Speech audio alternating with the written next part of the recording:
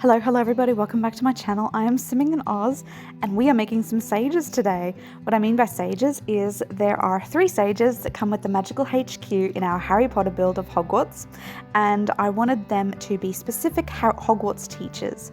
I didn't want them to be main ones like Minerva or Snape, ones we might want to play with, so I had to allocate it to teachers that were cool and fit the roles of mischief, practical and sort of chaos, but also people that you weren't going to want to play with. So we have an amazing lady here. This is Trelawney, and she is a bit different from her movie counterpart.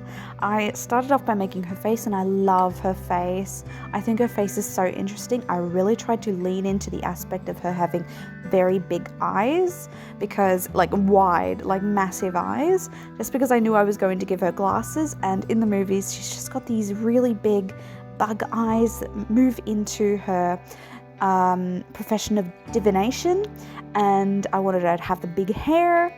I did struggle a little bit with what glasses to give her that wouldn't block out her eyes too much, and I also struggled a little bit with what hair color to give her. Like, she's got this lovely slightly ginger hair, but then I was a bit worried I was going to have too many gingers and she might be mistaken for a Weasley, because red hair and raggedy robes, that's a Weasley. So she's blonde with raggedy robes, and that just makes it okay.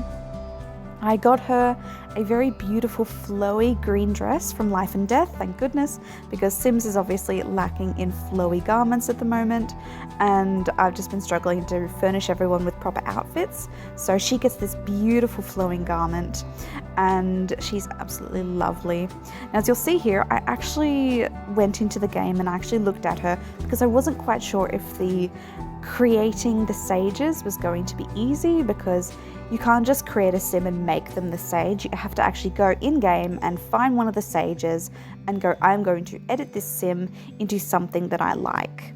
And then when I actually went back and edited her and got back in-game, I'd noticed that Sims automatically changes her outfit to something completely different. So she doesn't have glasses, she's in this black slinky outfit, and I'm like, okay, that was a lot of effort that isn't going to be appreciated, but that's fine. It's fine, I can work with that. So we are moving on to the next stage, and we have got Sprout. And Sprout, I wanted to be very earth-toned. She's very, very, very different from the movies. The movies, she's older and she's so go-getting, but I feel like this Sprout just sort of came out of the woodwork. I was sort of inspired by the Hogwarts Legacy Sprout, who has lovely red hair. She does not look like that either. This Sprout is so homegrown gorgeous, with freckles and beautiful sympathetic face and eyes. She's got this beautiful chestnut hair, and she's just very earth tones, and she's got this beautiful outfit.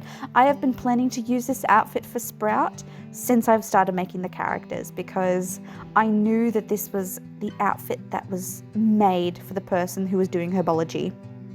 She's got this beautiful layered effect with a sort of vesty corset thing and a little bandana. It's gorgeous. So I love her. She is so lovely, and I honestly just decided to give her some tattoos. She's got some body hair because we want a little bit of difference. I just felt like she needed to go full earth tone warrior, and she's got these lovely daisy earrings. I was this close to giving her the strawberries, but no, those are going to one Luna Lovegood as radishes. So yeah, that's what's happening. I give her gorgeous little booties that are just so fun, and Sims kept making her hair grey, so I really had to force it and go, no, my hair's brown. And this is just me going through and doing her outfits. I didn't want to give her any makeup, but I do believe I give her some very light pink lipstick, just because she's fun like that. She's a little bit feminine, and she is so fun. I love her so much. For her personality, I wanted her to be very earth tone good, and but also really nice and kind. So I believe I give her the green trait, the loves outdoors trait, and the cheerful trait. And then we come to Horace Slughorn, which is honestly my biggest deviation in canon. This is not the Slughorn, you know. It's not the Slughorn of the movie or books. I've gone full wild with these Hogwarts teachers, because I've recently also done some more teachers, and in a previous video, and they weren't like their movie counterparts either. So I'm really just going wild with them. Now with Horace, I tried. I started out with the best intentions. He had the lovely flushed cheeks, he was going to be quite portly and plump with the nose and everything and the hair, but honestly, something just felt off about this guy. No matter what I did, he just didn't look correct in my mind, and it wasn't until I hit on his clothing that I actually sort of went, oh no, that works really well. It's this purple outfit just here, and it really reminds me of his dressing gown when Albus and Harry go to his house and get him. And then something just happened.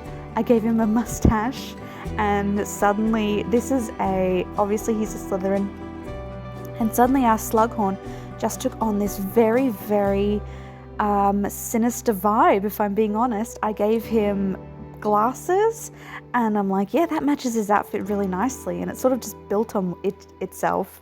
I made him ambitious and a snob and nosy, so he's still a little bit like his counterpart. And then I go back and I actually give him purple eyes, like the bright purple eyes, just because I was thinking to myself, what are you hiding behind those glasses, Horace? So obviously some potions accident has gone completely wrong, and he's got a cool tattoo. And yeah, this is my Horace Slughorn. He's not as, I suppose, regretful and cowardly.